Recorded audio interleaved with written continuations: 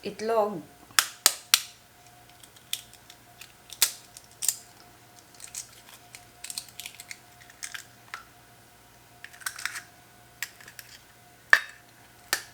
Isa pang itlog.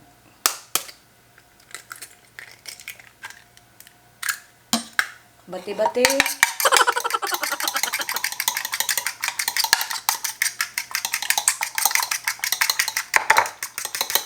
Then, saka ko ito ilalagay.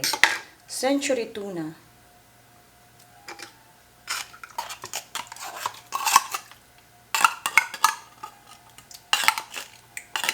Let's put some paminta. Ayan.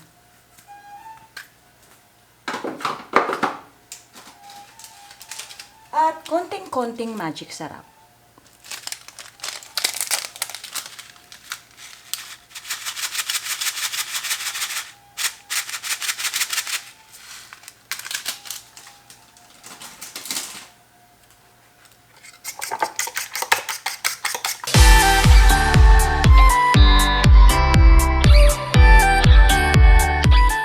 5:30 ng umaga, my loves. Kaya, good morning sa inyo. Wala pa akong tulog.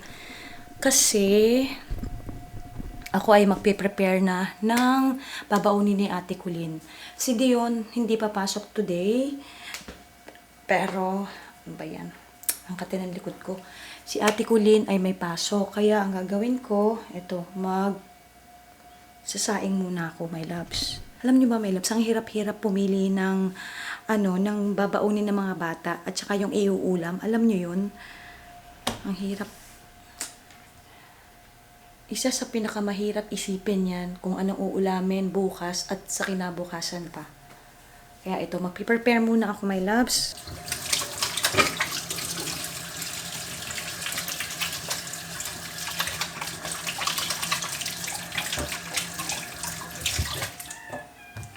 Baka pagbaunin ko na lang si ate nitong tusino. Ito yung aming ginagamit or ito ang aming laging kinakain. The CDO Fantastic tusino. Ayan. Teka, magsasaing muna ako.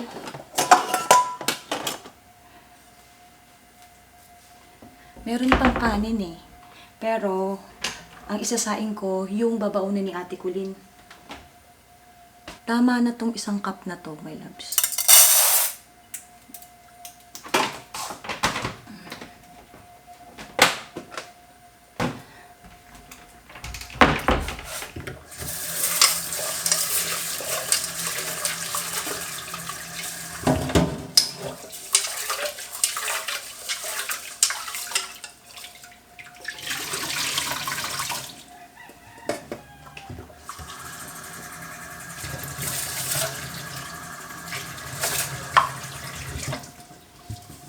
Ang aming rice na puti is jasmine rice. Masarap yun. Tapos ang gagawin ko na lang doon sa kanin na natira, isasangag ko na lang yun. Fried rice.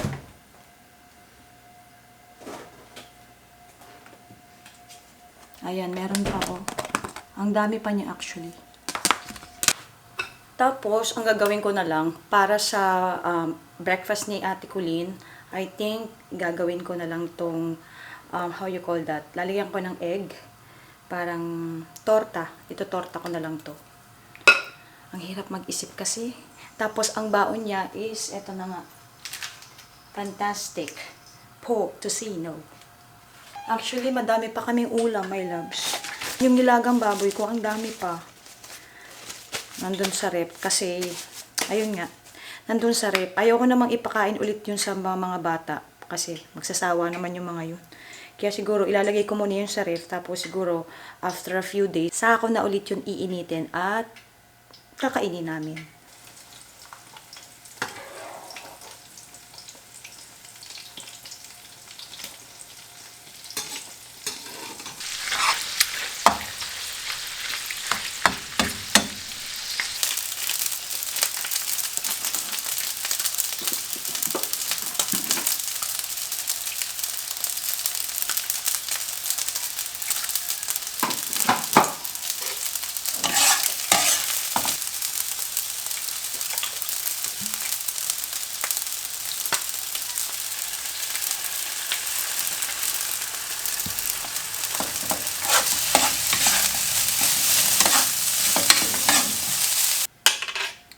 Okay, ito na yung baon ni Ate Colleen. Nilagyan ko na rin ng torta para may choice siya.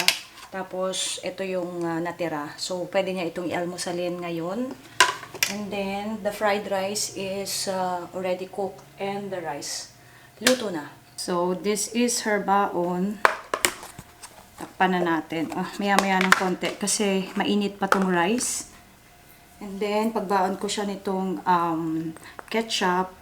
Tapos, ito yung cheese tart na binili ko. Ipagbabaon ko rin siya. Nilagay ko na lang siya dito. Tapos, she have this zesto. Minsan, hindi na iniinom yan. Umiinom na lang siya ng water. This one is the water. Ito ay, kinukuha ko to sa Midas Hotel kasi okay lang naman na kumuha kami ng water doon. Tapos, meron din siyang ganito. Para just in case magutom. Ayan. After nito, pwede na akong matulog. Kasi, wala pa nga akong tulog, my loves. So, kailangan kong matulog na. Hopefully, mamaya, dumating na yung magiging kasambahay ko. Hindi kasya. Paano ba ito?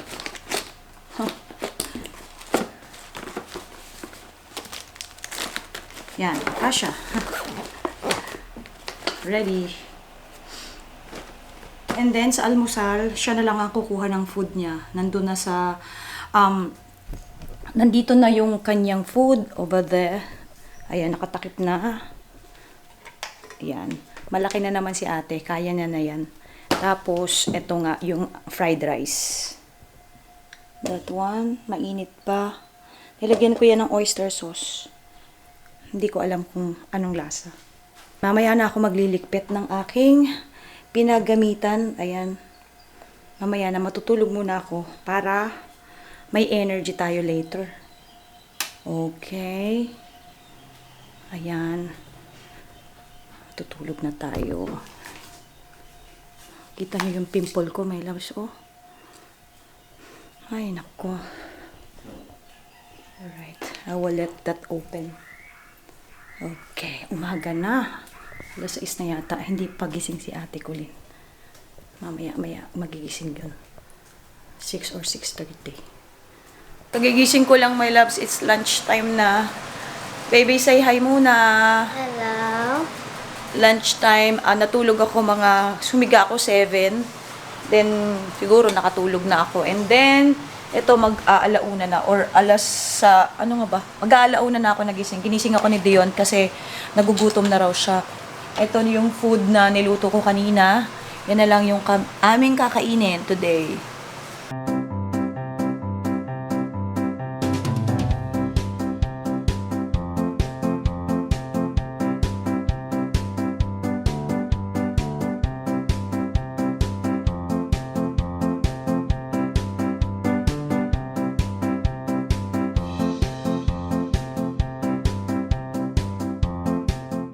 Kainin ko tong ensaymada, sabi, cheesy ensaymada from Red Ribbon.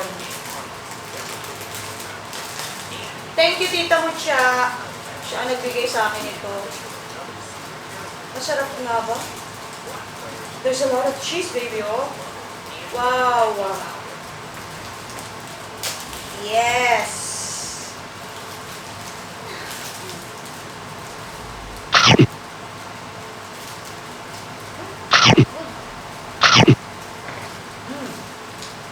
Like a donut. It's fluffy.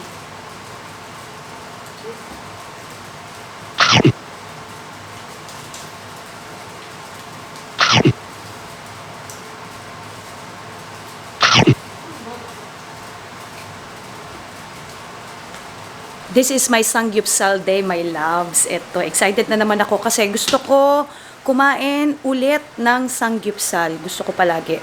Parang I'll make sure na once a week mag-Sangyupsal ako. Ito na i-ready ko na. Matagal ko na kasi itong binili, my loves. Itong, ano bang tawag dito?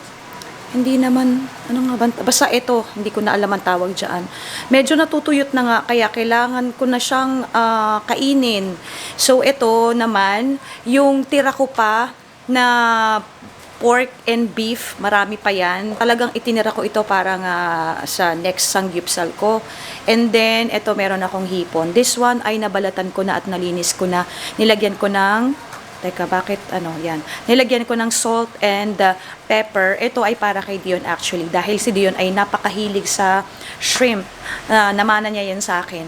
Pero, ako hindi na ako ganong kumakain kasi sa kanya ko na nga pinapakain yan at naku, kulang na kulang pa sa kanya yan. Tapos ito meron ako dito, naghiwa na ako ng garlic, naghiwa na rin ako nitong white onion at saka itong banana, yung ripe banana. Masarap kasi pag may banana kasi yun ay parang manamis-namis. And then ito naka-ready na rin itong aking sausawan, itong sesame oil, sesame seed at saka konting iodized salt. Tapos itong aking parang paste, this is original, ano ba to? Hot pepper paste. Ayan, from Korea. Yan, dalawa yan kasi paubos na tong isa. At meron pa ako ditong ready to eat na kimchi. And then yan, naka-ready na yan. Tapos ito, my loves, nilalagyan ko lang to ng tubig kasi ang mali lang dito, dapat merong patayan nito. Kung wala kang iluluto dito, dapat meron talagang on and off nito. Pero wala siyang on and off. Kaya nilalagyan ko na lang siya ng water. Tapos, para boil lang siya ng boil. Kasi kung hindi ko siya lalagyan, masusunog. So, ayan. Ito, napaka-useful nito. At, palagi ko yung ginagamit. Kasi nga mahilig nga akong magsanggipsal. Siguro maya-maya ng konti ako magsasanggipsal kasi medyo maaga pa naman. Alas 5 pa lang ng hapon. Sobrang oily lang ng mukha ko. Tamad na tamad ako ngayon. As in kanina pagkagising, ayun, naghilamos lang ako. Tapos, ayun na. Tapos nga, nakatulog nga ako. Kaya, ayan, wala na akong pulbo-pulbo. Ito na naman ang aking nagsusumigaw na pimple. Meron ako, my loves, na hinihintay yung kasambahay ko na kukuhanin. Hinihintay ko, sana parating na siya. Kasi nakapunta na siya dito kahapon at nakapag-usap na kami at thank God at sinagot ng Panginoon yung aking dasal kasi pinagdarasal ko na sana nga ay makuha niya yung message ko. So ayun nga, nihintay ko lang at nagpapalipas lang ako ng oras. Si Dion ay nasa taas. Ako ay nandito sa baba dahil nga iniisip ko, baka kasi pag may doorbell hindi ko marinig kasi nga minsan ay yung doorbell ko ay sira, minsan naman ay gumagana. Kaya ayan, kung may tao man dito sa baba, at least makikita ko kaagad. Let's start the fight! What? I'm vlogging! Sisimulan na natin itong pag-iihaw.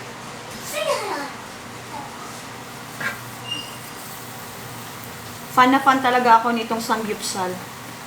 Ang sarap kasi pag wala kang ginagawa o nasa bahay ka lang, kain-kain ka lang ng ganyan, nakaka-relax kumain, my loves.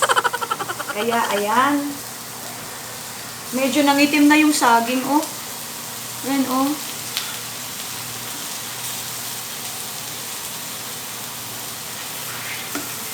By the way nga pala, dumating na yung aking kasambahay.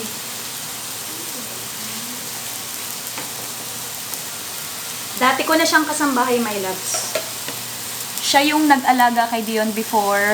Tapos, umalis, tapos bumalik ulit. Tapos, kaya lang siya umalis ulit kasi nagkasakit yung father niya. Tapos, he passed away. Kaya, ayun, natagalan siya bago dumating. Buti na nga lang nakontak ko ulit siya. Love na love ni Dion yun eh. Tsaka ito talaga, sobrang mapagkakatiwalaan.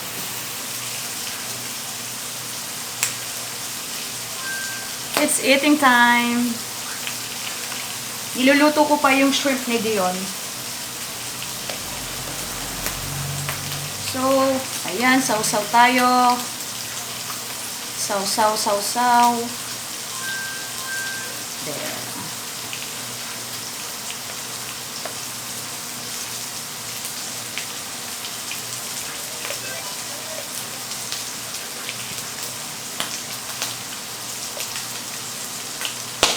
Oh.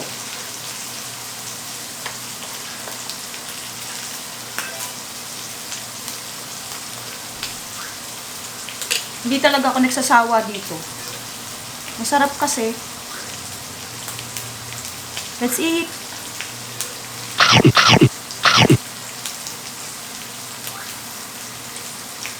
Sarap.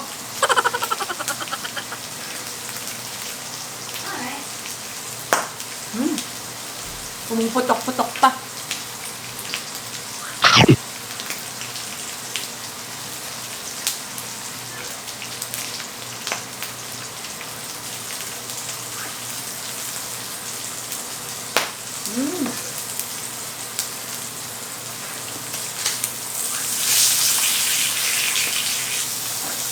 Isn't that so bad?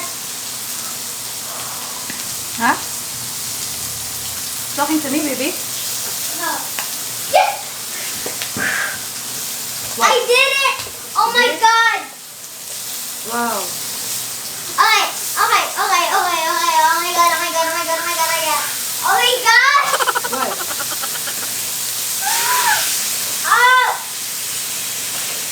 I did it! Eat ka na? Eat ka na, baby? Oh. Ang init.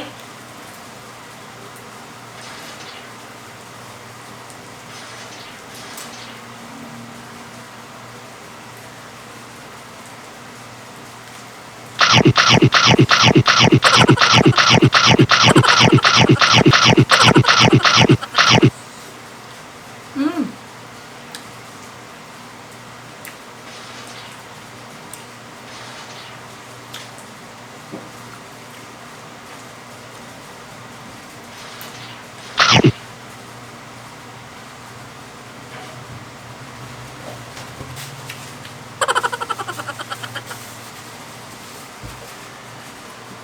A glass of wine will be fine. Baby, you're not eating? Eat muna before you play. Mmm.